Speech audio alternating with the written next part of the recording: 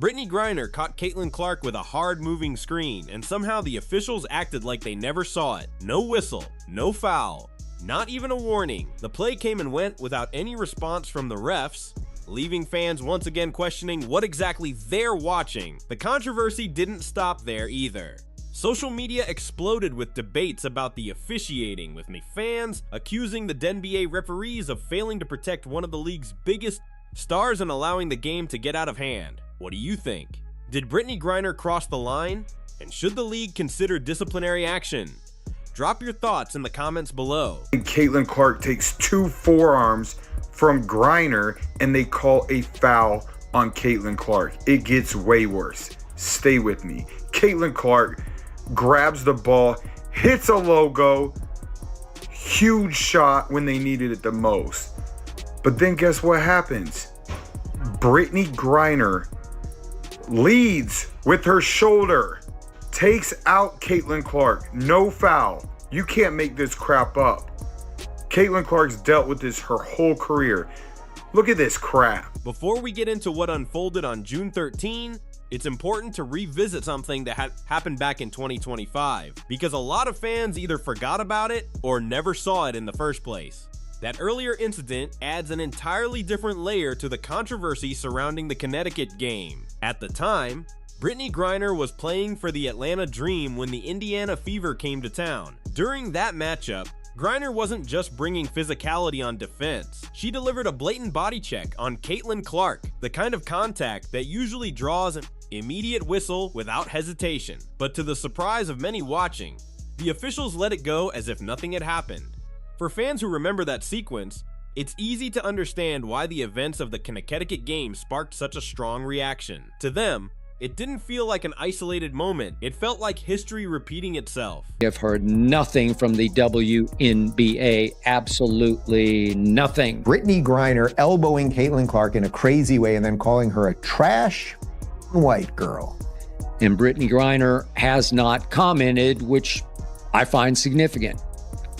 I've watched that video countless times, and it sure looks like Brittney Griner says, white girl. The WNBA should investigate Brittney Griner's seemingly uttering profanities about white girls. According to fans and lip readers analyzing the footage, Brittney Griner appeared to mouth profanity in Caitlin Clark's direction during that exchange. To many viewers, it didn't look like a simple case of emotions boiling over in a physical game.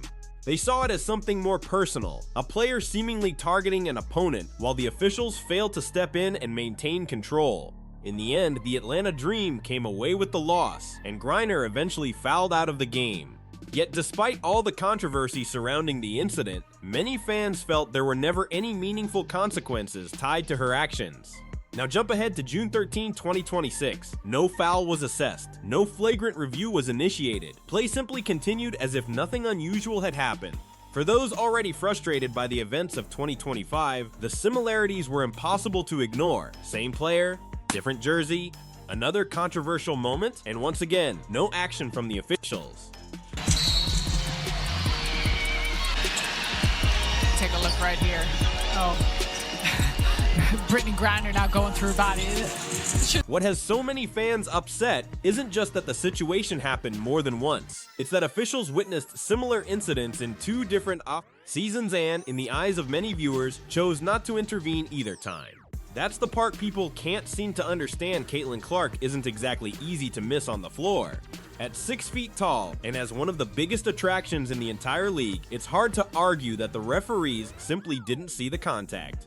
Critics believe they saw it clearly and made the decision not to blow the whistle. From that perspective, it's a deliberate and calculated formula that only succeeds when the officiating standard allows those borderline plays to continue unchecked. Also, Caitlin Clark had to come at the coach, said he was chirping all night, chirping. Hold on, look at this, man.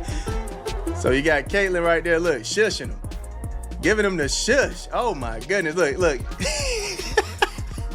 He like, hey man, take her up. Look. Look, he's still crying. Look, she's shushing me. What made the stat sheet so shocking was this. Caitlin Clark never attempted a single free throw the entire game. Not once did she step to the line. Despite facing constant pressure and heavy contact, she wasn't given a single opportunity to earn easy points from the stripe what Brittney Griner and the officials may have underestimated is that Caitlin Clark doesn't rely on free throws to take over a game.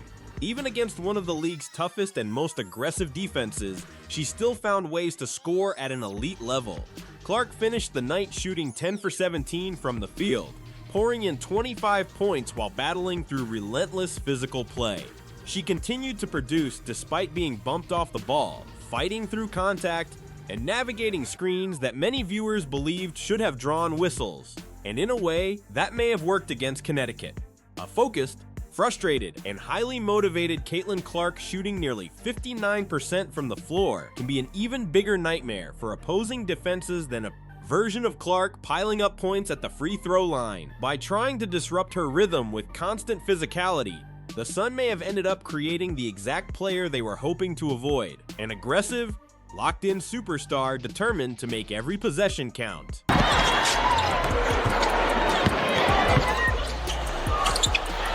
Clark launches and answers with a three. This is the kind of pace Indiana likes.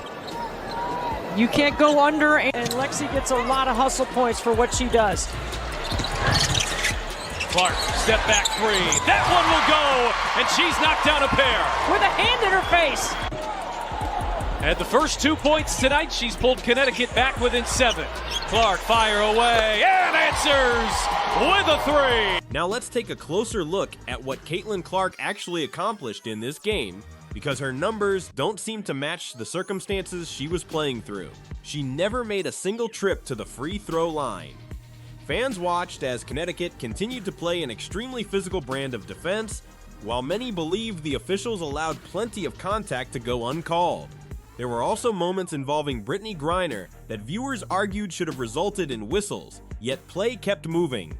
And despite all of that, Clark still delivered a remarkable performance. She finished the night 10 for 17 from the field, scored 25 points, and knocked down 5 of her 10 attempts from beyond the arc. Those aren't the numbers of a player simply trying to survive a difficult matchup. 17 in the second. Clark, catch and shoots. Big triple. Bucket. ATO. Boston directing traffic. Here is Kelsey Mitchell. Look at all the contact between Clark and LeCon. And Clark hits a deep three. That's how you make them pay. One thing became crystal clear throughout the game. Connecticut had no answer for the Caitlin Clark-Aaliyah Boston pick and roll. No matter how the Sun tried to defend it, that two-player action kept putting them in impossible situations. It started with Aaliyah Boston setting a solid screen and Clark instantly reading the defense. From there, it turned into a choose-your-poison scenario for Connecticut. If defenders dropped back or went underneath the screen, Clark had all the space she needed to rise up from deep, and that was a dangerous gamble, considering she was knocking down threes at a 50% clip. For 4 quarters, Connecticut searched for an adjustment that could slow it down, but nothing consistently worked. The Clark-Boston connection kept forcing difficult decisions, and every defensive choice seemed to come with a price. That's what made the duo so effective. If you focused too much on stopping one, the other was ready to make you pay.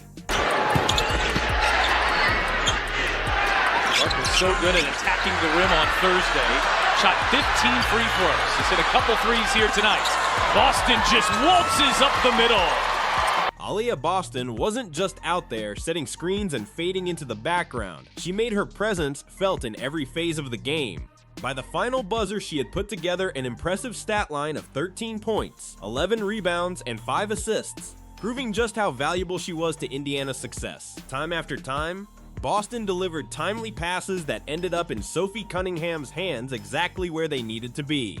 While the Sun devoted so much of their attention to containing Clark, Boston quietly picked apart the gaps they created. Connecticut's entire defensive game plan revolved around slowing down Clark, but Boston turned that strategy against them. From the post, she controlled the flow, created opportunities for others, and made sure the Sun paid the price every time they overcommitted to stopping Indiana's biggest star. Hard off the ball to get open. Multiple defenders with length all game. Got clock down to 5. She somehow found Mitchell, who just circles around. Mitchell's got to get it up. Oh, yeah! What a play! He does it the hard.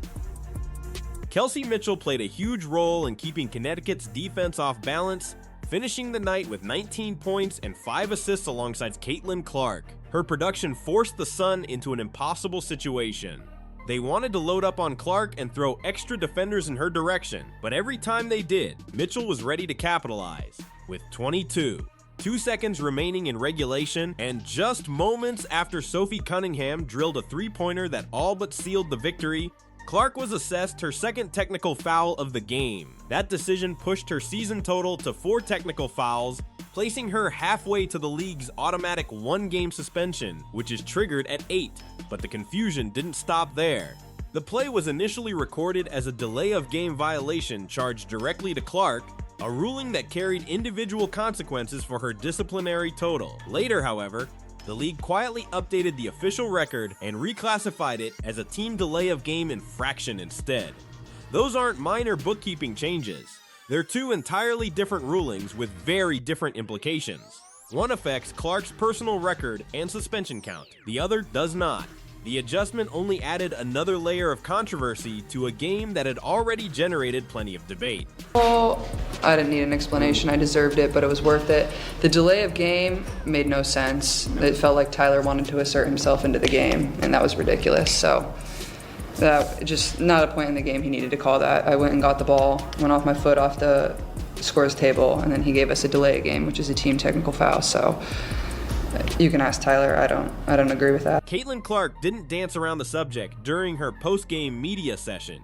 She addressed the technical foul head-on, saying the decision didn't make much sense to her, and suggesting that the official appeared eager to make himself part of the story. It was a pointed comment, about as candid as a player can be when discussing officiating without stepping too far over the line. The technical came at a crucial stage of the game, with the Indiana Fever trying to secure a hard-fought lead after a night that many fans believed featured questionable officiating. But instead of losing focus, Clark and her teammates stayed composed and finished the job. Clark absorbed the technical, the Fever responded with execution, and by the time the final buzzer sounded, the Connecticut Sun had run out of opportunities to mount a comeback. The distraction became just another obstacle Indiana overcame on its way closing out the win. So Caitlin celebrating, ice in the veins. Come on, dog. Then watch this. Look, telling the man bye-bye. And then shushing again. Look, she's gonna go to the sideline. You gonna see what she was saying. He was saying to her. Look, run his mouth all effing game. I told him bye-bye. One of the most overlooked parts of this entire game came after the final buzzer. The fact that a referee's ruling was later reclassified should have sparked a much bigger discussion than it ultimately did. To many fans, it raised an obvious question. If the original decision was clear-cut, why was there a need to change how it was recorded afterward? Meanwhile, Caitlin Clark kept doing what she does best. She knocked down 50% of her three-point attempts, never earned a single trip to the free throw line, and still finished as one of the most productive players on the court. Connecticut tried to disrupt her with a highly physical, contact-heavy defensive approach, yet Clark continued to score efficiently without relying on favorable whistles or easy points at the stripe. Despite the constant pressure and the controversy surrounding the officiating, she delivered 25 points and never allowed the circumstances to dictate her performance. She simply adjusted and found another way to take over the game. But the story doesn't end with Clark, because when you look at Sophie Cunningham's role in everything that unfolded, the version reflected in the official narrative may not tell the whole story. And the difference between what was documented and what many fans believe actually happened is worth examining a little more closely. Clark gets it to Boston. Cunningham. Clark has Griner on her, which means Boston for the kick out. Before the Connecticut matchup, Sophie Cunningham had been absent from Indiana's previous game after being listed as questionable with elbow soreness. In a long NBA season, that kind of injury report usually doesn't attract much attention. Players deal with bumps and bruises all the time, and most fans move on without giving it a second thought. But this situation came with a little extra intrigue. The game Cunningham missed happened immediately after Indiana's dramatic win over the Washington Mystics, a game remembered for its chaotic finish. During that final sequence, Cunningham appeared to stray from the play that head coach Stephanie White had drawn up during the timeout. The possession broke down, Caitlin Clark adjusted on the fly, and somehow turned the confusion into a game-winning shot. For stretches of the fourth quarter, that approach seemed to be working exactly as planned. Pitches it to Boston. They go back to Cunningham. This time, she takes it all the way. 30 seconds to go. This Fever team showing poise down the stretch.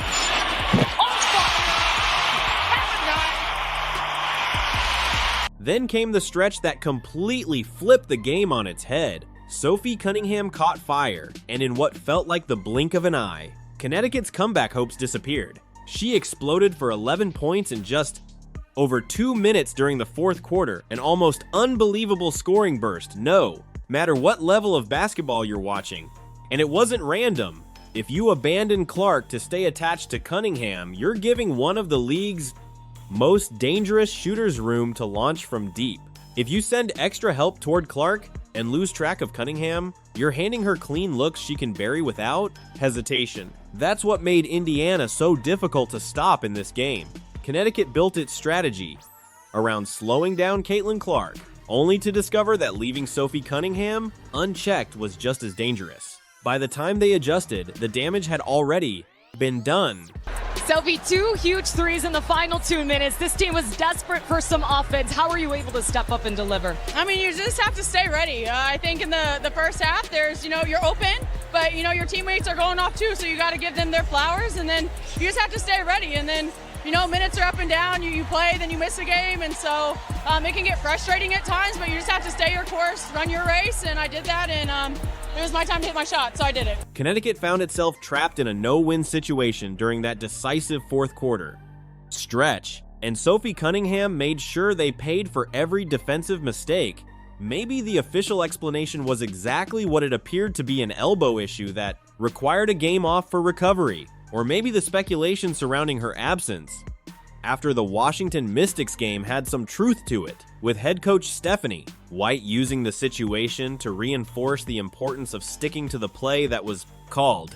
That performance didn't resemble someone easing back after a week spent carefully managing an elbow injury. It looked like a player competing with purpose, someone carrying extra motivation, channeling it into every shot, and unleashing it at exactly the right moment. Whatever had been fueling Cunningham throughout the week, Connecticut happened to be standing in front of it when it finally boiled over. Lots of hugs and celebrations afterwards. How does that feel?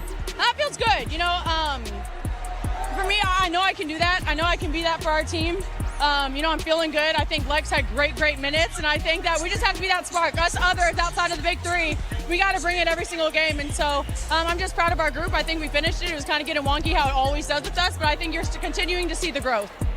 We noticed a little bit of improvement in fouling. That's been a struggle for this team. How do you feel like you guys handled that tonight? It goes in waves. I think that's something where we got to get better.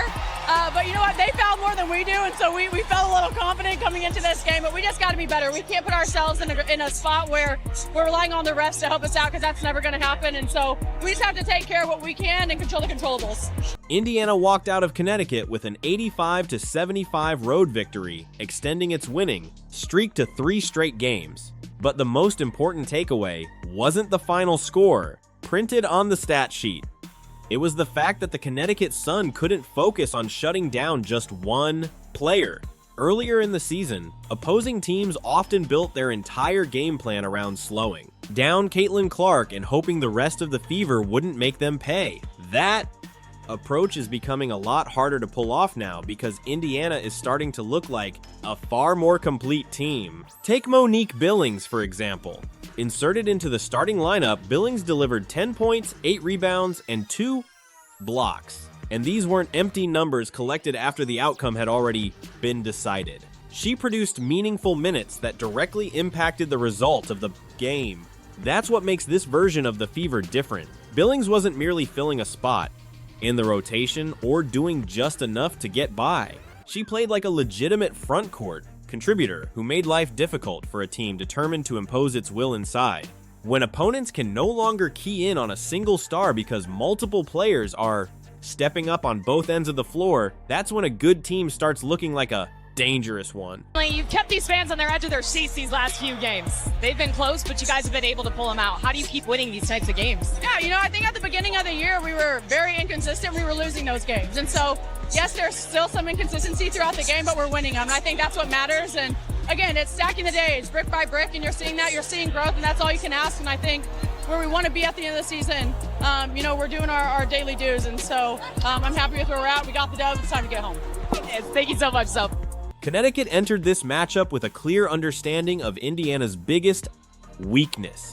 The Fever had developed a troubling pattern of building comfortable leads, only to see those advantages shrink when the pressure intensified late in games. And the Sun were built to exploit exactly that. It's the type of contribution that often goes unnoticed outside the locker room, yet coaches and teammates understand its value immediately. While others delivered the big shots, Lexi Hull handled the dirty work that allowed Indiana to weather the storm and close out another important win. On a second half run, how did your team close out this game? I mean, Sophie made some huge shots for us down the stretch, got subbed into the game, I think with 5 minutes to go. So we were able to hit the pocket, but they kept collapsing on AB, and then AB would spray weak side for us, and Sophie was just ready to knock it down. 11 points from Sophie in the last 2 minutes. What was going through your mind as you watched that? Well, she's got a new elbow, so she was telling everybody that she was going to make 3 threes tonight. I wasn't so sure about it there until the last 5 minutes, but I guess she held true to her word. Just really proud. One of the biggest differences in this game was Indiana's work on the boards. Rebounding wasn't carried by one player. It was a complete team effort, and that's something the Fever haven't consistently shown throughout the season. Aaliyah Boston controlled the glass with 11 rebounds. Monique Billings added 8 of her own, and Lexi Hull contributed with relentless hustle and timely effort whenever the ball was up for grabs. That collective commitment made a huge impact. As a team, Indiana shot 49% from the field and 41% from beyond the arc, showing efficiency across the lineup. Yes, Caitlin Clark knocked down 50% of her three-point attempts, but she wasn't carrying the scoring load by herself. Kelsey Mitchell poured in 19 points, Monique Billings reached double figures, and Sophie Cunningham completely took over in the fourth quarter with her explosive scoring burst. For perhaps the first time all season, Indiana didn't just rely on Caitlin Clark to save the day. They won because they attacked Connecticut from every angle, and by the time the Sun tried to adjust, there were simply too many problems to solve. Another win like this tell you about this team? Just resilience. I guess we just like to make it exciting for the fans and people at home, but we still got to find a lot of ways to get better and find our first blowout win. But those are really hard in this. Like, these teams are really talented. They're a great team. They're really athletic. They get second chance opportunities, and their post players get their feet in the paint and score. So we could have played better defense. At this point, every coaching staff around the league should be spending extra time studying the Caitlin Clark-Aaliyah Boston pick and roll, because Connecticut had an entire game to figure it out and never found a reliable solution. Caitlin Clark scored 25 points against one of the league's most physical defenses without attempting a single free throw. Cunningham caught fire late and delivered the knockout punch. Indiana walked away with an 85-75 road victory, even as postgame. Conversations shifted toward officiating controversies and revised rulings after the final. Buzzer, what do you think? Should the WNBA consider disciplinary action against Brittney Griner for the incidents that sparked so much debate? Share your thoughts in the comments below. And if you enjoyed this breakdown, make sure to like the video, subscribe to the channel, and turn on notifications so you never miss the latest WNBA news, reactions, and top stories. Thanks for watching, and I'll see you in the next one.